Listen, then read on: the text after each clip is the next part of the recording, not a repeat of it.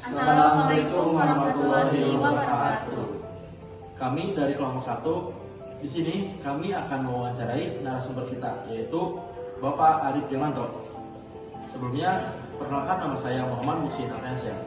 Saya Agus Taufan. Saya Abdul Aziz. Saya Rahman Salsabila.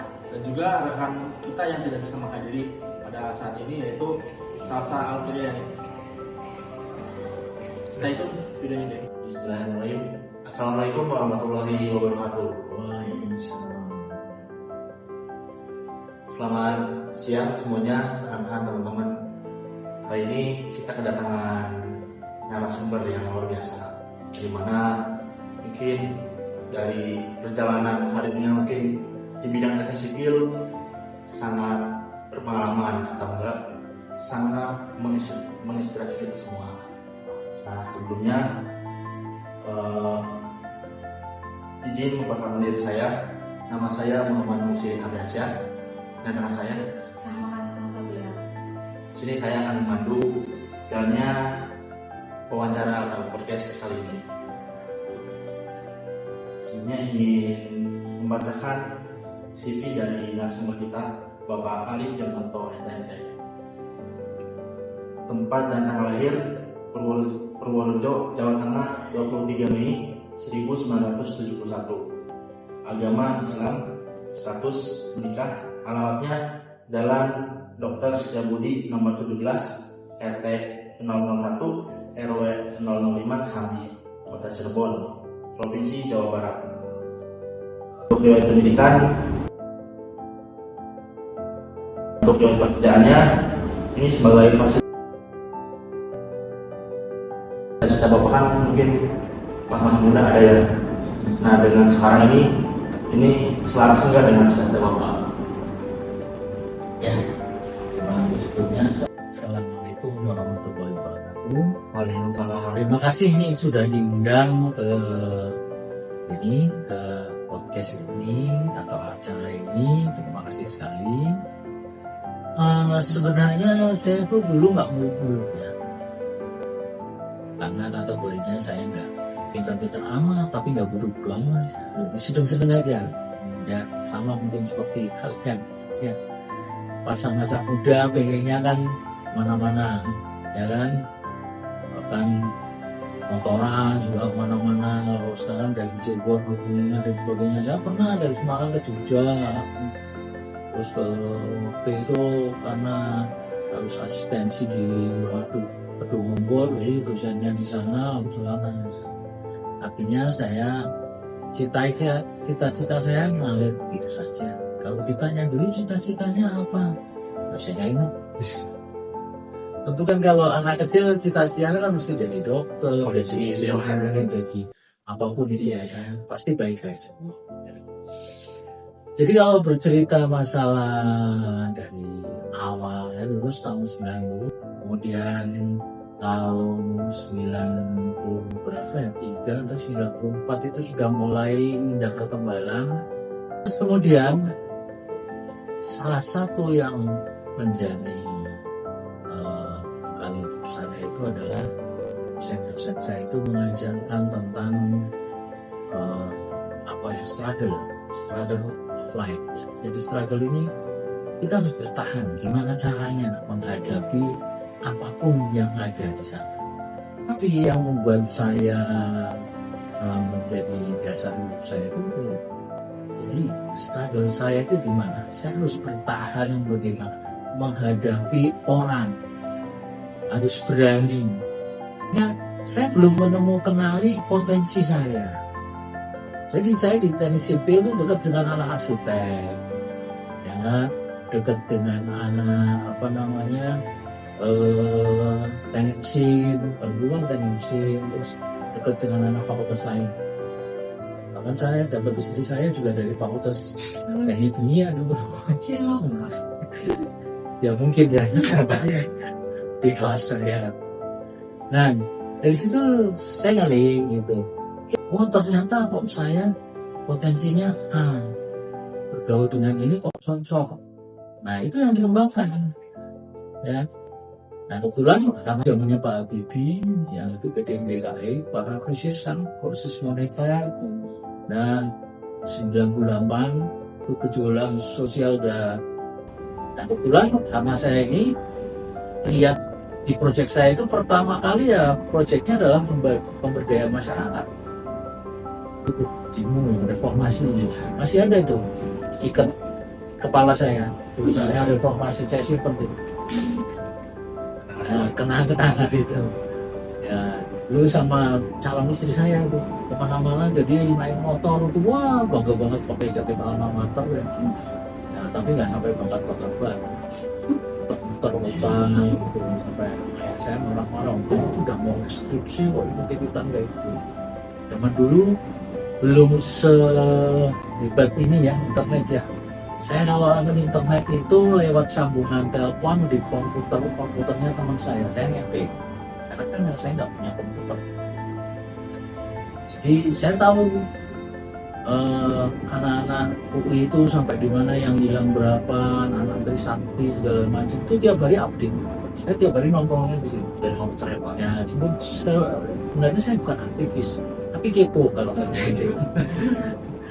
Mengikuti perkembangannya itu kan waktu hampir chaos kan. Nah itu jadi ternyata dari link itu saya melibat sampai dengan saya dapat pekerjaan, termasuk saya pertama kali dulu magang itu di tol Palianci dengan orang Sri Lanka yang beliau itu Bapak India Garaja dan masih sehat ya dalam Facebook.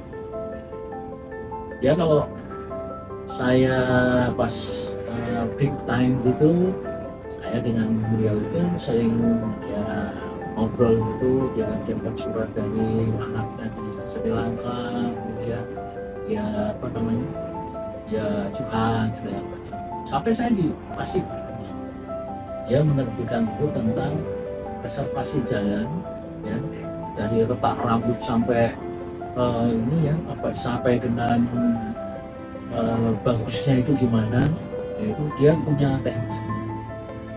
Dan yang kedua kamu Filipina saya lupa namanya siapa karena pas magang TKP lalu dibayar. Nah, terus saya mau keluar beliau mau masuk.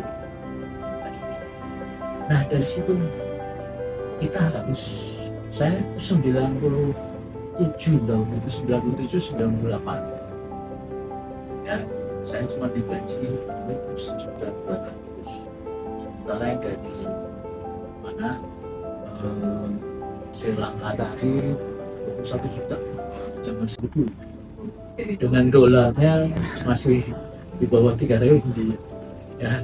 Yang dari Filipina itu juga berbayar sekali. Artinya apa? Anda nanti harus punya kompetensi yang itu apa? Itu yang dicari.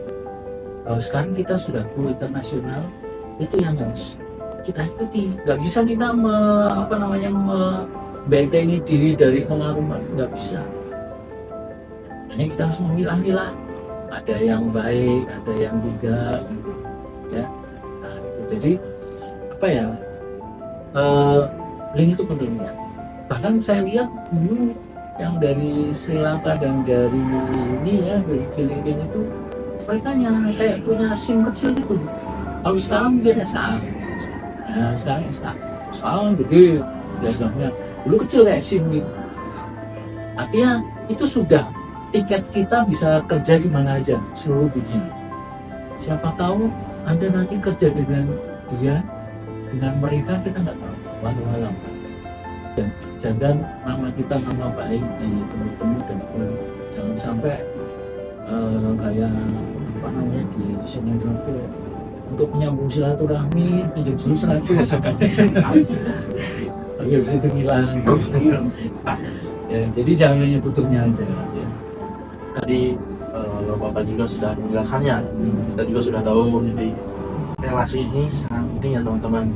Dan juga reminder buat teman-teman semuanya bahwa relasi itu sangat penting dan juga mengetahui kompetensi diri sendiri itu sangat penting. Jadi ya dari cerita Bapak tadi mungkin banyak pelajaran yang dapat kita ambil ya.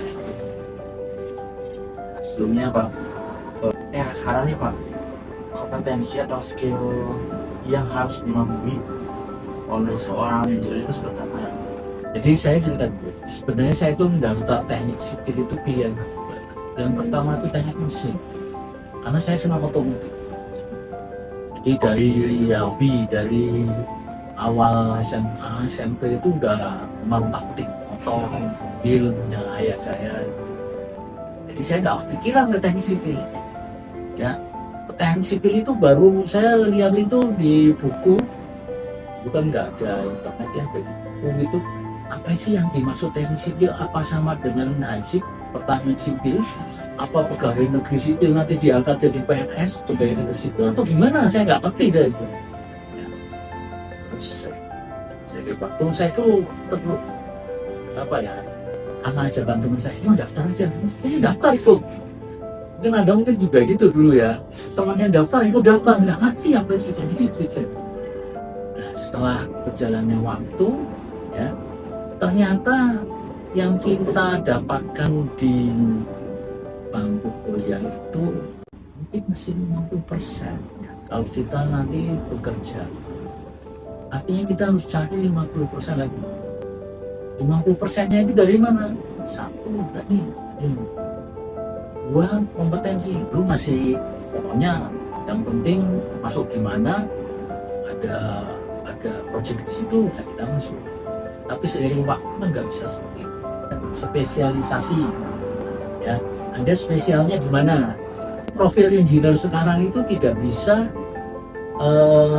semuanya harus kita kuasai, enggak. Makanya saran saya ikutin. Mumpung ada waktu, Anda mau susah mana? Gimana pun ada kejelasan.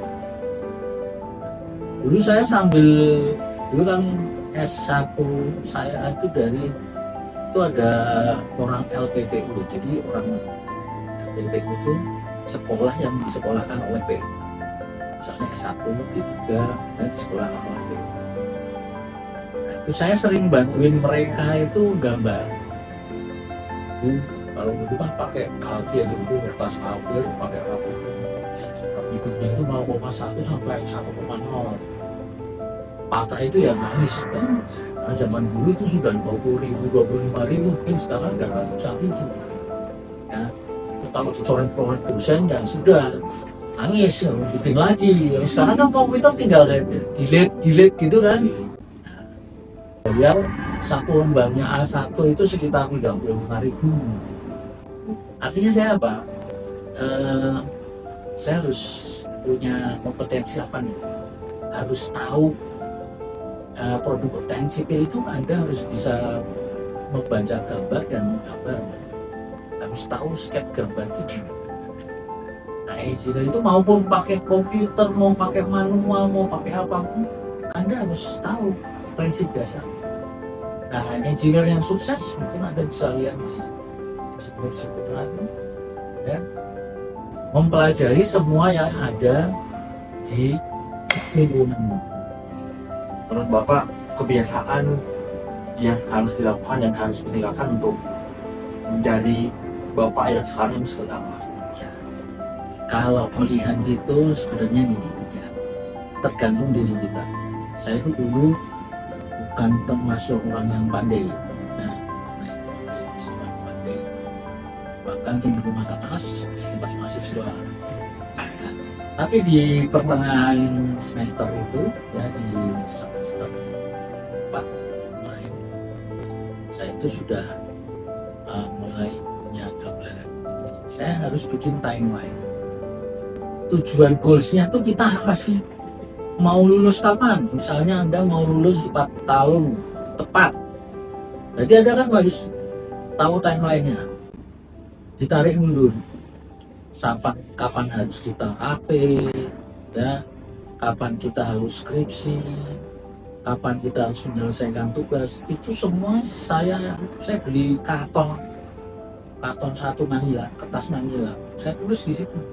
Kalau saya tempel di kamar, jadi saya tahu, oh ini jadwal asistensi, ada apa nih, ketemu dengan dosen A. Nah, itu di sini termasuk yang dosennya anak tamas semua. itu galak-galak. Saya pernah diusir. Ustaz sih mau, wah nggak boleh. Tidak, saya sakit hati terus mundur enggak. Oh besok barangkali dosanya masih sampai. Jadi kita punya mindsetnya positif itu satu. Ya, kita kan makanya jangan sampai kita berlarut-larut di dalam circle yang negatif. Positif, jangan di zona yang circle-nya udah negatif, nyaman banget di situ. Aduh, isinya cuman gosip, ya gibah, ya. Mindset kita harus kita ubah. Kita tujuan hidup itu apa sih? Dari lulus itu kan membahagiakan orang tua, jadi kebanggaan keluarga. Ya. Nah, motivasi saya gitu, jadi saya harus tetap kerja. Orientasi saya di semester 7, semester 8 itu gimana saya harus kerja. Apapun bisa gitu. Nah, di situ kemudian dapat proyek lagi yang lain dan sebagainya. Dari situ saya, oh ternyata tidak segampang yang kita punya karena kita perintis bukan pewaris. Nah, itu kan kata kuncinya gitu. Kecuali perusahaan bapaknya, saudaranya udah langsung jadi direktur ya nggak beda. Nggak apa-apa. Tapi kalau Anda tadi perintis bukan mewaris ya berarti harus dari nol. Jadi Anda di lapangan dan di lapangan itu ketemu orang-orang yang berbeda karakter.